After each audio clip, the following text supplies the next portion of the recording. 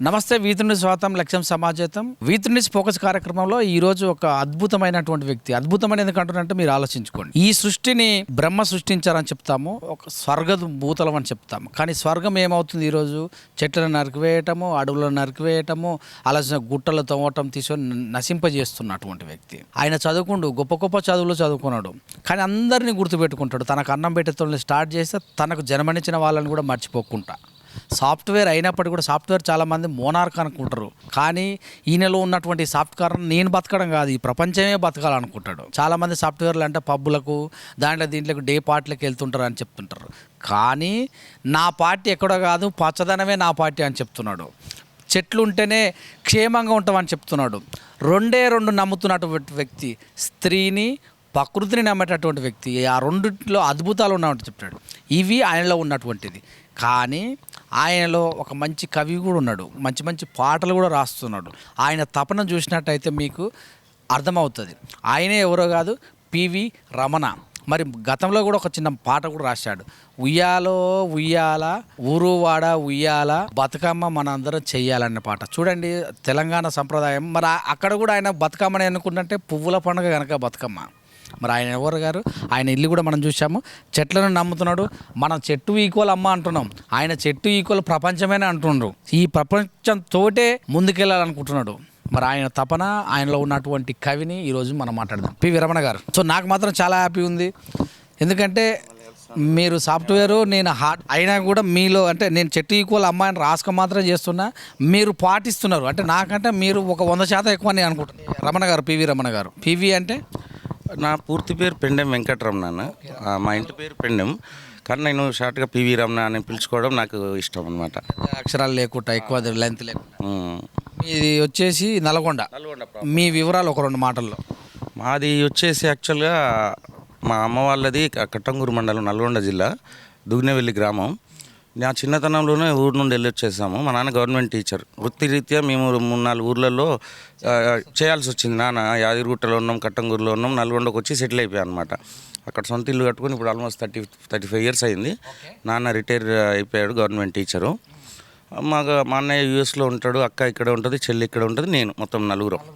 అయితే నాకు మా తాతయ్య కూడా కొంచెం రాసేవాడు పాటలు, పద్యాలు. మా నాన్న కూడా రాశాడు.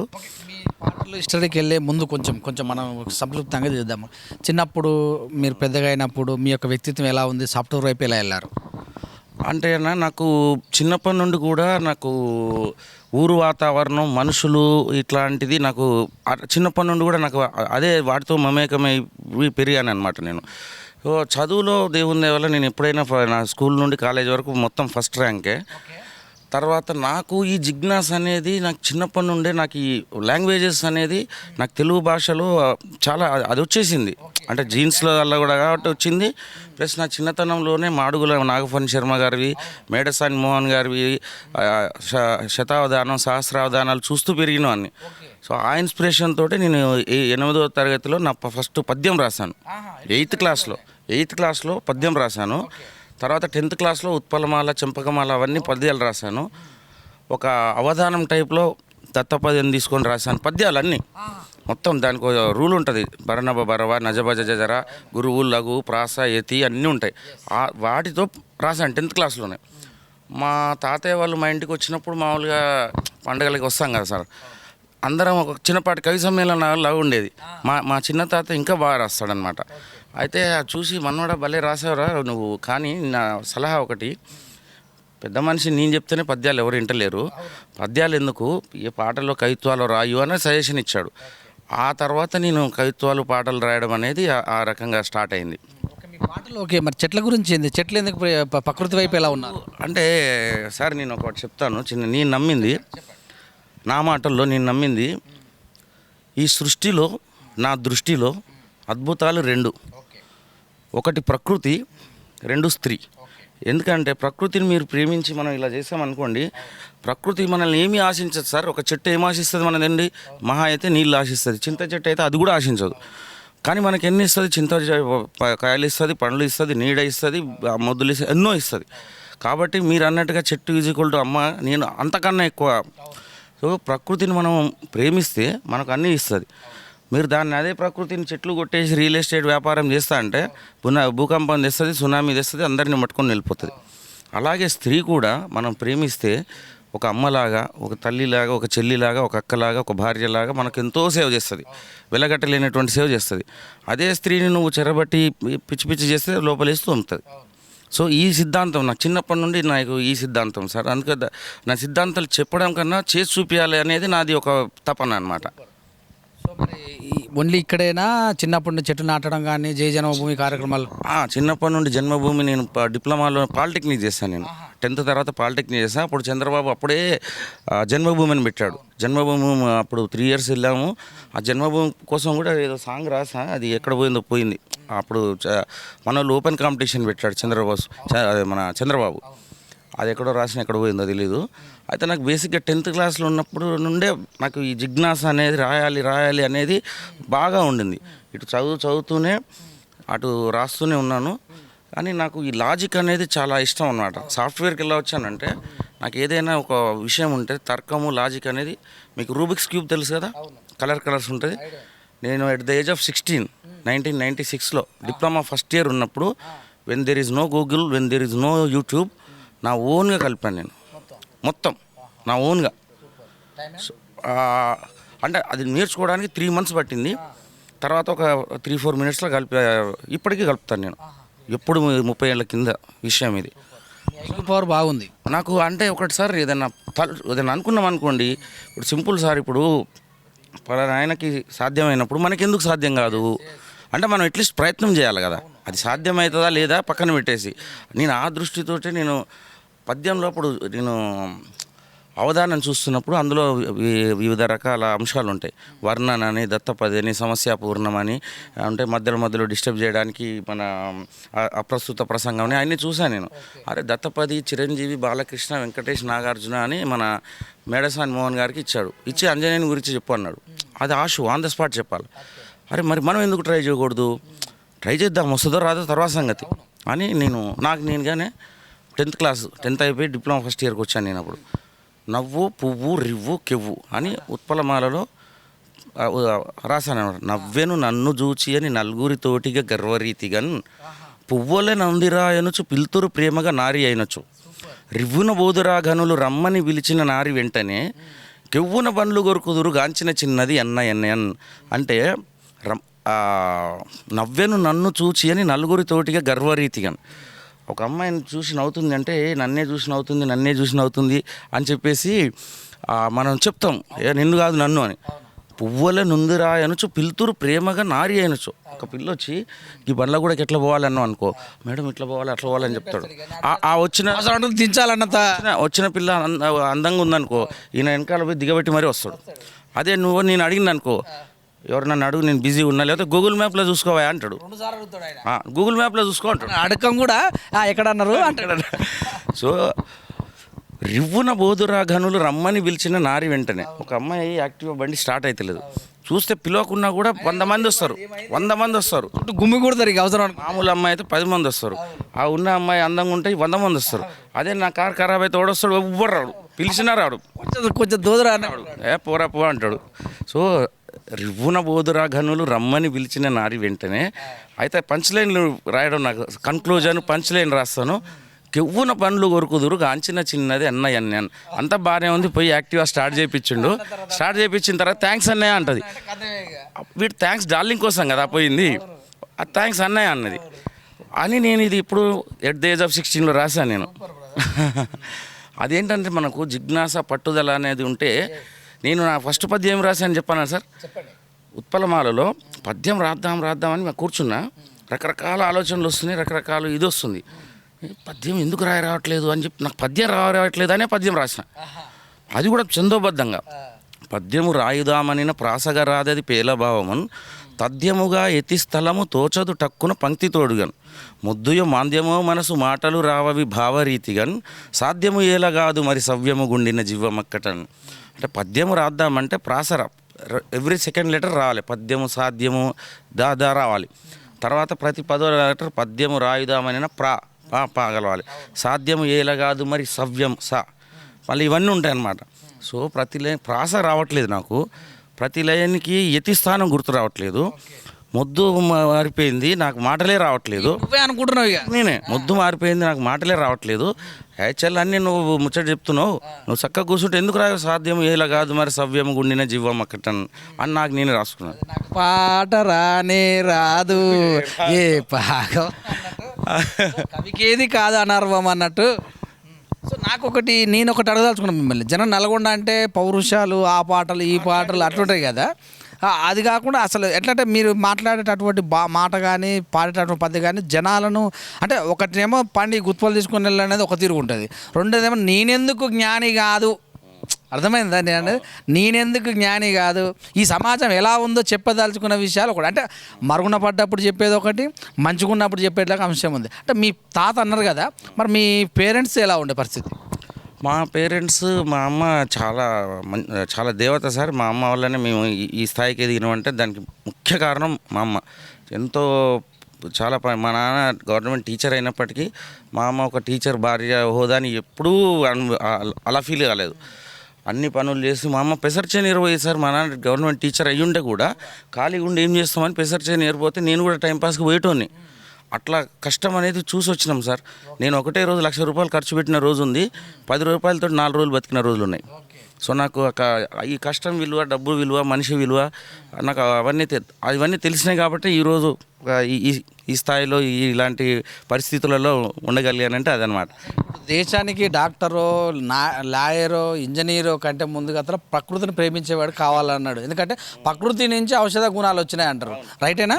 Correct sir, 100%. నేను మీరు అన్నట్టుగాను మీరు బై నేమ్ నాకు ఎప్పుడో తెలుసు సురేష్ దండు అనేది.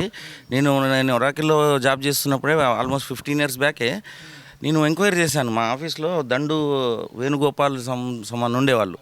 అయితే నేను ఈ సురేష్ దండు అంటే మీకేమన్నా రిలేటివ్సా ఏంటి అని అడిగా. లేదు అన్న, వాళ్ళు ఎవరో నాకు తెలియదు అన్నాడు. నేను చాలాసార్లు చూసాను, చెట్టు ఈజుకుంటూ అమ్మ నేను రాసారు. ఇంకో కొటేషన్ కూడా ఏదో రాశారు మీరు, చెత్త రోగము, చెట్టు ఈజుకుంటూ అమ్మ, ఒకటి 2-3 రాశారు. ఆ చెట్టు అమ్మ అనేది మాత్రం నాకు బాగా పట్టేసింది. ఎందుకంటే నా ఫీలింగ్నే ఈ సురేష్ దండు ఎవర్రా బాబు, కలుద్దాం అని చాలా అనుకున్నాను. నాకు ఎక్కడ దొరకలేదు, లక్కీగా మీరే అనేది తెలుసు, చాలా సంతోషంగా ఉంది.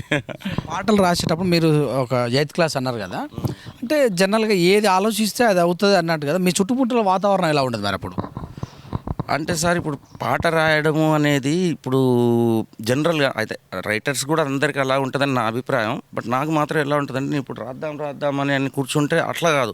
మనకి ఏదో ఆలోచన వస్తుంది, అందులోంచి ఏదో అనుభవం వస్తుంది, ఒక ఆలోచన వస్తుంది, దాని నుండి ఆటోమేటిక్గా వస్తుంది. నేను రాసిన పాటలు కూడా చాలా వరకు 5 to 10 minutes or half an hour లోపు, హాఫ్ అన్ అవర్ కన్నా మించదు. 5 minutesలో రాసిన పాటలు ఉన్నాయి, ఒక జస్ట్ 5-10 minutesలో రాసిన వస్తే అట్లాగ వచ్చేస్తుంది, టక వచ్చేస్తుంది. పెన్ ఉంటే పేపర్ ఉంటే రాసుకుంటా.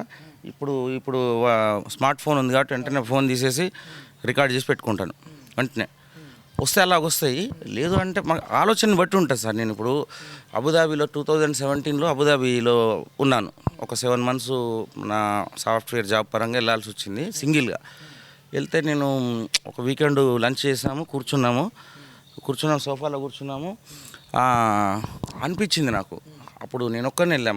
మా నాన్నగాడు, మా అబ్బాయి చిన్నగా ఉండేది, వాడిని మిస్ అయ్యి వీడిని మిస్ అయ్యి, డబ్బులు వస్తున్నాయి ఓకే, ఏందిరా దేశం వదిలిపెట్టి పిల్ల వదిలిపెట్టి ఏంది ఇది, డబ్బులు వస్తున్నాయి బాగానే ఉంది, ఎవరైనా సాఫ్ట్వేర్ అనగానే డబ్బులు వస్తాయి అని చూస్తారు, వాని బాధ ఎవరికి తెలుస్తుంది, సాఫ్ట్వేర్ కొలువులు అంటారు అనగానే లైన్ వచ్చేసింది వెంటనే. సాఫ్ట్వేరు కొలువులు అంటారు ఓ మలేషా, మస్తు జీతం వస్తుంది అంటారు ఓ మలేషా అని వచ్చింది. అరే ఇదేదో లైన్ వస్తుంది కానీ వెంటనే టకటక నేను సాఫ్ట్వేరు కొలువులు అంటారు ఓ మలేషా, మస్తు జీతం వస్తుంది అంటారు ఓ మలేషా అనగానే దీనికి చిన్న కామెంటరీ యాడ్ చేస్తే బాగుంటుంది. కానీ ఇక మన ఊర్లో డిస్కషన్ పెట్టిర్రు ఏమనంటే, అరే ఏం చదువుదాంరా భయ్, ఏం జాబ్ చేద్దామంటే, అరే బీటెక్ అట సాఫ్ట్వేర్ మస్తు జాబ్ వస్తుంట, హైటెక్ సిటీ అట, కథ కార్ఖానా అంటే సార్ ఇంక మొత్తం ప్రపంచం అంతా అయిపోయింది అనుకుంటా. ఇక ప్రపంచాన్ని గెలిచేసినాం. ఆ సాఫ్ట్వేర్ హైటెక్ సిటీ, ఓ కథ కార్ఖానా, వీకెండ్ క్లబ్బులు పబ్బులు అనేది వాళ్ళు ఒక మైకంలో ఉన్నారు. అంటే కొంతవరకు వాస్తవం, కానీ దాని వెనకాల ఉన్న వాస్తవం వెనక ఉన్న విషాదం అవి అందరికీ తెలియదు. అయితే నాకు అలా వచ్చింది. ఇంకా మన ఊర్లో డిస్కషన్ పెట్టిరు ఏమని, ఏం చదివితే బాగుంటుంది, ఏం జాబ్ చేస్తే బాగుంటుంది అంటే, ఇక చెప్పిండు నీలాంటి పెద్ద మనిషి సాఫ్ట్వేర్ జాబ్ అంట బాగుంటుంది అంటే, ఇక మనోడు బయలుదేరిండు. ఎట్లా బయలుదేరిండు చూద్దాం. ఇంకా బీటెక్కులు చదువుకొని ఎంసీఏలెలగబెట్టి బీటెక్కులు చదువుకొని ఎంసీఏలెలగబెట్టి హైదరాబాదు బాట బట్టి అమీర్పేట్లో కాలు పెట్టి సాఫ్ట్వేర్ కొలువులు అంటారు ఓ మల్లేషా మస్తు జీతం వస్తుంది అంటారు ఓ మల్లేషా. ఇక మనోడు కోర్సులు నేర్చుకుంటాడు, అమీర్పేటకు వచ్చింది కదా. జావాలు .నెట్లు ఒరాకిల్లు లైనెక్స్ జావాలు .నెట్ ఒరాకిల్లు లైనెక్స్ కోర్సు మీద కోర్సు చేసి కింద మీద పడి నేర్చి ఇంటర్వ్యూ కాలు వచ్చారో ఓ మల్లేషా ఇంగ్లీషు రాకపాయరో ఓ మల్లేషా సాఫ్ట్వేర్ కొలువులు అంటారు ఓ మల్లేషా మస్తు జీతం వస్తుంది అంటారు ఓ మల్లేషా. మనోనికి ఇంగ్లీష్ రాదు కాబట్టి ఇంకా సాఫ్ట్ స్కిల్స్ కోర్సులని కింద మీద నేర్చి మాకు టెస్టులు అటెండ్ అయ్యి మళ్ళా ప్రిపేర్ అయ్యి జాబు ఆఫర్ వచ్చినది రో ఓ మల్లేషా జాయినింగ్ ఆర్డర్ వచ్చారో ఓ మల్లేషా. ఇక మనోడు జాబ్ అయితే వచ్చిండు, వాడు కళల ప్రపంచాలు ఉన్నాడు. ఇక్కడ కల్లోల ప్రపంచం ఉందని ఆయనకి అర్థం కావట్లే. కళల ప్రపంచాలు ఉన్నాడు. ఏ షిఫ్టులు బి షిఫ్టులు వీకెండ్లలో ఆన్ కాళ్ళు ఏ షిఫ్టులు బి షిఫ్టులు వీకెండ్లలో ఆన్ కాళ్ళు పొద్దంతా వండుకొని రాత్రిపూట మేలుకొని ఉల్టా పల్టా బతుకులు ఆయరో ఓ మల్లేషా తిన్న సుఖమే లేకపాయరో ఓ మల్లేషా సాఫ్ట్వేర్ కొలువులు అంటారు ఓ మల్లేషా మస్తు జీతం వస్తుంది అంటారు ఓ మల్లేషా. ఇంకేముంది చూద్దాం. అప్పుడే ట్రంప్ వచ్చిండు 2017లో రాసిన అబుదాబిలో ఉన్నప్పుడు.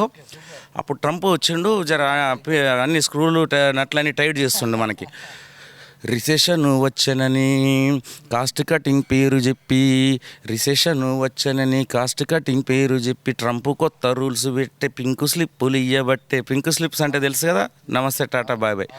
ట్రంప్ కొత్త రూల్స్ పెట్టే పింక్ స్లిప్పులు ఇయ్యబట్టే పక్కలోన బల్లె మాయరో ఓ మల్లేషా బిక్కుమంటూ బతుకులాయరో ఓ మల్లేషా సాఫ్ట్వేర్ కొలువులు అంటారో ఓ మల్లేషా సగం సగం బతుకుడంటారో ఓ మల్లేషా. Super sir. కరెక్ట్ 10 నిమిషాల్లో రాసేసిన సార్ ఇది. ఆల్రెడీ అవగాహన ఉంది కనుక ఇంకా అది లైన్ వైజ్ చేసుకోవటం. ఒక లైన్ వచ్చేసి ఒక కాన్సెప్ట్ వచ్చింది అనుకోండి సార్. మొన్న ఒకటి మా నాన్నగారి గురించి నా గురించి ఒకటి భలే వచ్చింది. ఇప్పుడు మల్లేష్ అనే పేరు ఒకటి సార్ మీకు బాగా దగ్గర వ్యక్తి లేదు, అలా వచ్చేసింది, అట్లేం లేదు. జనరల్గా ఏదో ఒక లైన్ క్యాచ్ ఉండాలి కదా, ఓ మల్లేషా మల్లేషా అని చెప్పేసి వచ్చేసింది. మీరు ఇటు రాశారు కదా, పరుగే జీవితం పరుగెత్తే జీవితం. సాఫ్ట్వేర్ అంతే కదా పరిస్థితి.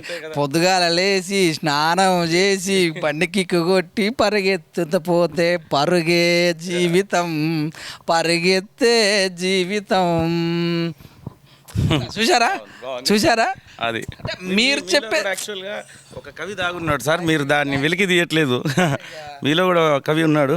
ఎందుకంటే ఇప్పుడు సార్, ఇప్పుడు ప్రతి మనిషిలో కూడా అందరికీ చదువు రావాలని ఏం లేదు. చదువు రానోడు కూడా బిల్ గేట్స్ కూడా 10th క్లాస్ కూడా పాస్ అవ్వలేదు. సో ఆ చదువు అనేది కాదు, తెలివి, జ్ఞానము, పరిశోధన, పరిశీలన, ప్రయత్నం ఇవి చాలా ముఖ్యం.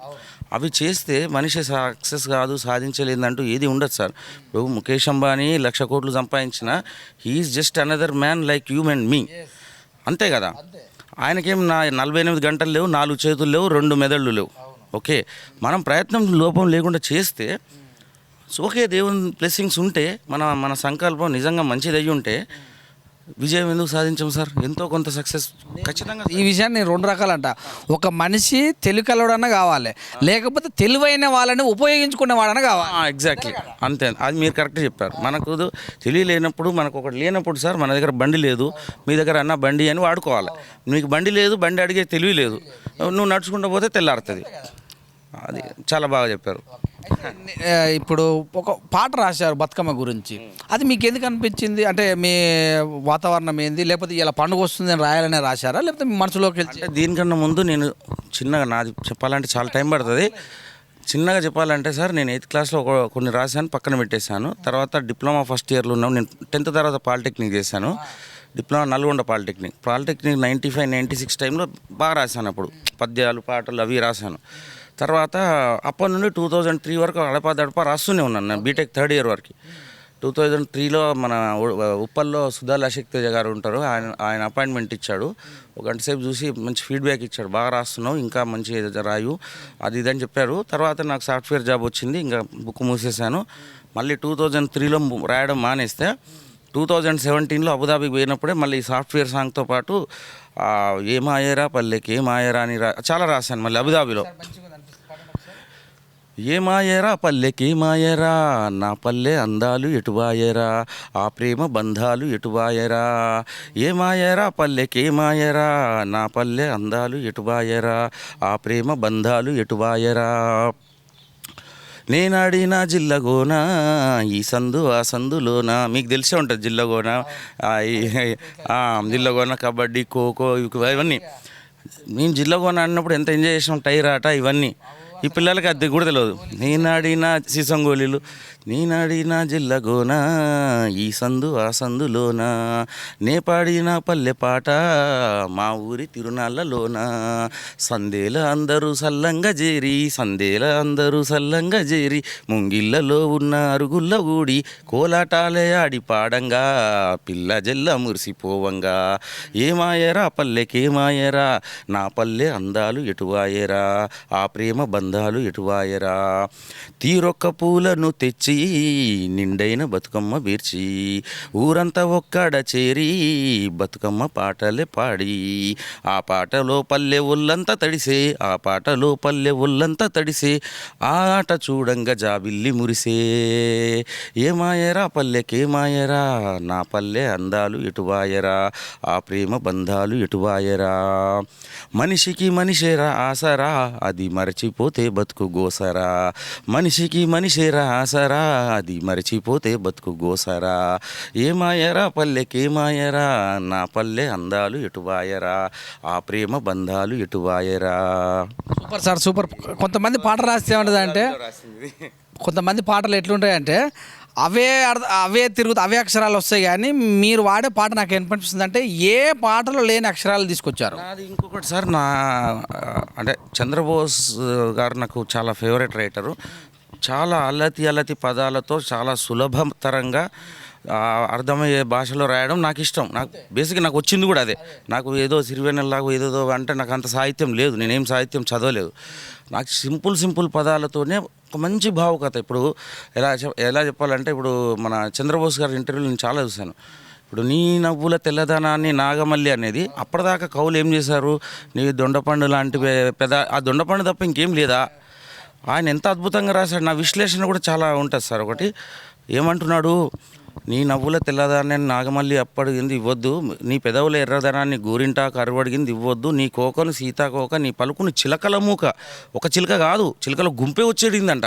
ఇలా అంటే పలుకుని చిలకల మూక బదులిమ్మంటి బతిలాడాయి. హలో మేడం, రేపు పొద్దున వీళ్ళందరూ మీ ఇంటికి లైన్ కడతారు, గోరింటాకు వస్తుంది ఇవ్వవా మేడం అంటది, చిలుక వస్తుంది చెప్పవా మేడం అంటది. నువ్వు చెప్పొద్దు, ఎందుకంటే వాళ్ళకు నువ్వు మేడం, నువ్వు నాకు డార్లింగ్ కదా, నువ్వు నాకు ఇవ్వాలి, వాళ్ళకి ఎట్లా ఇస్తావు అని అంత అద్భుతంగా రాస్తే.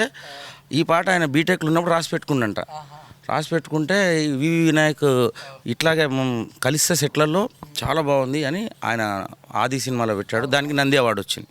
సో ఒక భావాన్ని విభిన్న కోణంలో ఆవిష్కరించే ప్రయత్నం చేయాలనేది కూడా నా తపన అనమాట. ఇంకేమన్నా మంచి పాట? అమ్మ గురించి రాశాను సార్. ఇది కొంచెం లోతైన భావంతో రాశాను.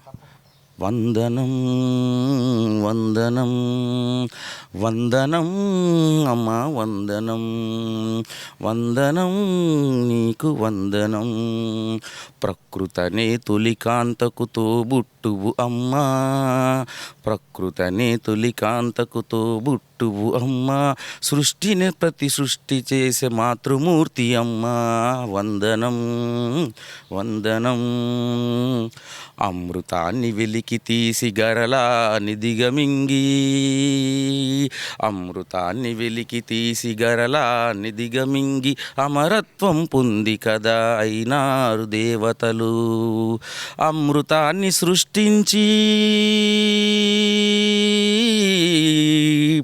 అమృతాన్ని సృష్టించి తన పాలలో రంగరించి అది మొత్తం బిడ్డకిచ్చే అసమానులే తల్లులు వందనం వందనం తన లాలనందించి ప్రేమనంత పంచి తన స్వార్థం కోరుకోని స్త్రీమూర్తులే తల్లులు అమ్మతనం కొలుచుటకు లేదు ఏది కొలమానం, అమ్మతనం కొలుచుటకు లేదు ఏది కొలమానం, అమ్మ గుణం అంది పుచ్చుకోవడమే బహుమానం, వందనం వందనం. అయితే ఇందులో నా భావం ఏంటంటే సార్ మీకు కొంచెం వివరిస్తాను. నేను ఎంత లోతైన భావం తీసుకున్నానంటే దేవుని కన్నా కూడా అమ్మే గొప్ప అన్న చందంగా రాసా నేను. గాడ్ మస్ట్ బి అమ్మకడం నుంచే రావాలంట. అలా ఆ ఉద్దేశంతో కూడా రాయలేదు నేను. ఏమంటే అమృతాన్ని వెలికి తీసి గరలాన్ని దిగమింగి, అంటే దేవతలు రాక్షసులు అటు ఇటు పట్టుకొని చేస్తే అందులో కామధేను వచ్చింది, విషం వచ్చింది, అమృతం వచ్చింది. అట్లా అమృతం దాగి అమరత్వం పొందిర్రు. ఆ లైన్లో నువ్వు కూడా నిల్చుంటే నువ్వు కూడా అమరత్వం పొంది దేవుడిని అయ్యేటేమో అదొకటి. కానీ అమ్మ ఏం చేస్తుంది, ఏ చిలకబట్టి చేయట్లే, అమృతాన్ని సృష్టించి తన పాలలో రంగరించి అది మొత్తం బిడ్డకిస్తుంది. ఇప్పుడు దేవుడైనా కూడా అమృతం వచ్చినప్పుడు ఆయన దాయినాక పక్క ఆయనకి ఇచ్చాడు, ఆయన దాగకుండా ఇవ్వలే కదా. మరి అలాంటిది అమ్మ అమృతాన్ని సృష్టించి ఆమె తాగట్లే, మొత్తం బిడ్డకి ఇస్తుంది. కాబట్టి నువ్వు దేవుని కన్నా కూడా గొప్పదాని అమ్మ అనే భావంతో రాసినాను నేను. ఎందుకంటే ఇప్పుడు నవమాసాలు మోసి ఆ నొప్పి అది అందరు రాశారు సార్. నేను ఆ లైన్లోకి పోలేదు నేను. ఎందుకంటే నేను అందుకే మొత్తం ఒక విభిన్న కోణం ఆవిష్కరిద్దామనేదే నా తప్పన. ఏదికెక్కడ చాలా వరకు 90 degrees 180 degrees వెళ్ళిపోవాలనేది. ఎందుకంటే అందరు రాసి మళ్ళీ మా దగ్గర రాస్తే ఏమున్నది సార్, ఏదన్నా కొంచెం చిలిపిగా అన్నారా, లేకపోతే ఇంకా భావుకత అన్నారా, అలా ఇంకా ఏదన్నా కొత్త కోణాన్ని వెతకాలి కదా. సో ఇది మీ లక్ష్యం ఏంది అసలు రమణ గారు? నాకు ఒక 2-3 లక్ష్యాలు ఉన్నాయి సార్. అంటే నాకు నా కెరియర్ పరంగా ఇప్పుడు నేను సాఫ్ట్వేర్ జాబ్ చేస్తున్నాను. నా కెరియర్ నేను మొత్తం అది వదిలిపెట్టి ఇక్కడికి ఏం లేదు ప్రస్తుతానికి. నా కెరియర్ పరంగా ఫైనాన్షియల్ లక్ష్యాలు కొన్ని ఉన్నాయి, పర్సనల్ లక్ష్యాలు. ఇందులో మాత్రం నాకు ఎప్పటికైనా ఒక అద్భుతమైన పాట రాశారు అంటే, నాకు ఇంకా సింపుల్ వర్డ్స్లో చెప్పాలంటే సార్, నేను ఇట్లా వెళ్తుంటే నా కారు వేసుకొని వెళ్తుంటే ఏదో ట్రాఫిక్ జామ్లో ఉంటే అక్కడ ఆటోలోనో కానీ ఇంకెక్కడో లౌడ్ స్పీకర్ పెట్టుకుని నా పాట వినిపిస్తుంటుండాలి. నాకు ఆ రోజు చాలు, నాకు ఆ పాట వినిపించాలి.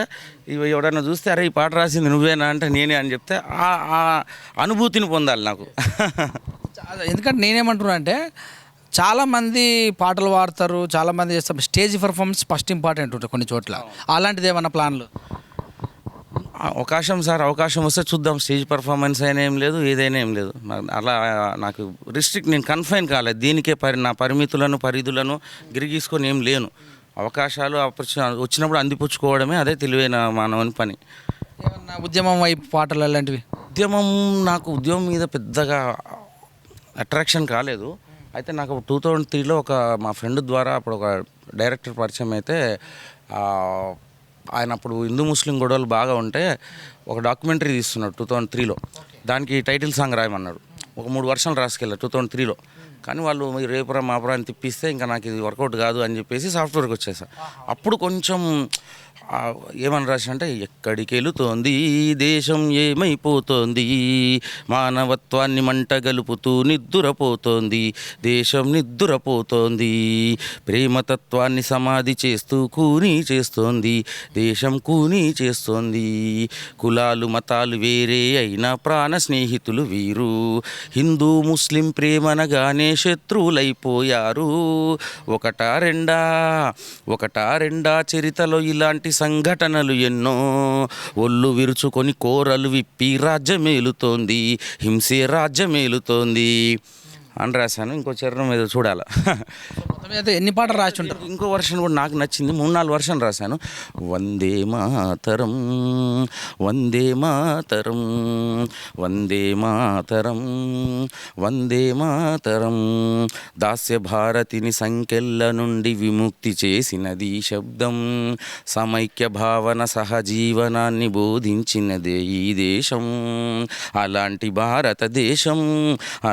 భారతదేశం మతాల ఉచ్చున చిక్కుకుపోతే గుండె పగిలి రోధించదా, నిన్ను కన్న ఈ పుణ్యధాత్రి ఒక్క క్షణం శోధించరా, శాంతి కాముడివై భారతీయుడా, వందే మాతరం వందే మాతరం. కానీ అది అన్ఫార్చునేట్లీ చెప్పాను కదా సార్, రేపు మా పని అంటే అది వర్కౌట్ అవ్వలేదు. ఈ లోపు నాకు సాఫ్ట్వేర్ జాబ్ వచ్చేసింది ఒరాకిల్లో. ఇంకా నేను మూసేసాను బుక్స్. మరి ఎక్కడైనా ప్రయత్నాలు డైరెక్టర్తో నేను ఎప్పుడు ట్రై చేయలేదు సార్. అప్పుడు చేశాను, ఇంకా మనకు ఇండస్ట్రీలో పెద్దగా కష్టం అని చెప్పేసి సాఫ్ట్వేర్ చేశాను. యూఎస్కి వెళ్ళా, దుబాయ్, అబుదాబి అట్లా వెళ్ళాను. ఇంకా ఈ రంగం మంచిగా నడుస్తుంది కానీ మళ్ళీ ఆ పాటల వైపు నాకు అసలు దృష్టి వెళ్ళలేదు. ఇంకా 2003లో బుక్ మూసేస్తే మళ్ళీ 2017లో అబుదాబి వెళ్ళాను. అప్పుడు మళ్ళీ ఎంతైనా ఉంటుంది కదా సార్ లోపలి. అప్పుడు ఒక్కని ఉన్నాను కదా, నైట్ నేను చాలా వరకు నైట్ రాస్తాను. నేను పడుకొని రాస్తాను, లిటరల్లీ చెప్పాలంటే లిటరల్లీ పడుకొనే రాస్తాను. నేను వస్తుంది ఆలోచన వస్తుంది, ఏదో రాస్తాను. అట్లా ఈ ఏమైరా పల్లె ఏమైరా నైట్ రాసిందే. ఈ సాఫ్ట్వేర్ సాంగ్ లంచ్ చేసి మధ్యాహ్నం రాశాను. అట్లా ఇంకా చాలా రాశాను. ఇంకొకటి మంచి ఒకటి వినిపిస్తాను, 2 అయితే వినిపించాలి, 2, 3 ఉన్నాయి. 2017లో అబుదాబిలో ఉన్నప్పుడు ఏమని రాశానంటే, న్యూ ఇయర్ వస్తుంది, December 25th, న్యూ ఇయర్ గురించి ఏదైనా కవిత్వం రాద్దాము అని చెప్పేసి అచ్చమైన తెలంగాణ స్టైల్లో నేను సంవత్సర కాలంతో మాట్లాడుతున్నట్టుగా, నేను గవర్నమెంట్ తోటి నీతోటి కాదు, నువ్వు సంవత్సరం అమ్మ అయ్యా నువ్వు వచ్చినావు, నువ్వు గిది ఎలగబెట్టినావు, గిది చేస్తాను, గిది చేసినావు, రేపు పొద్దున మీ అన్న వస్తాడు, ఆయన కూడా నీ లెక్కనే చెప్తాడు ముచ్చట్లు, అసలు ఏంది నీ కథ అన్నట్టుగా అనే కాన్సెప్ట్ తీసుకొని ఏడాదంతా నీతోటి దోస్తాన్ చేసిన కాబట్టి చెప్తున్నా భయ్, ఏడాదంతా నీతోటి దోస్తాన్ చేసిన కాబట్టి చెప్తున్నా భయ్, ఎప్పుడు నీ మాట విన్నా, ఇవాళ ఒక్కరోజు మాత్రం నా మాట వినాలి భయ్. 25th రోజు రాసిన, అంటే న్యూ ఇయర్ కోసమని. అంటే ఫస్ట్లో కొన్ని లైన్లు మీకు మోదీని విమర్శించినట్టు అనిపించుకోగా, కానీ నా కాన్సెప్ట్ అది కాదు. బ్లాక్ మనీ రద్దు చేసి మీ బ్యాంక్ అకౌంట్లలో జమ చేస్తా అన్నావు, బ్లాక్ మనీని తెప్పించి మీ బ్యాంక్ అకౌంట్లలో జమ చేస్తా అన్నావు, నోట్ల రద్దు చేసి పోపు డబ్బాలలో దాచిపెట్టుకున్న పైసలు కూడా గుంజుకున్నావు, నోట్లు రద్దు చేసి పోపు డబ్బాలలో దాచిపెట్టుకున్న పైసలు కూడా గుంజుకున్నావు. ఒక నిమిషం, అది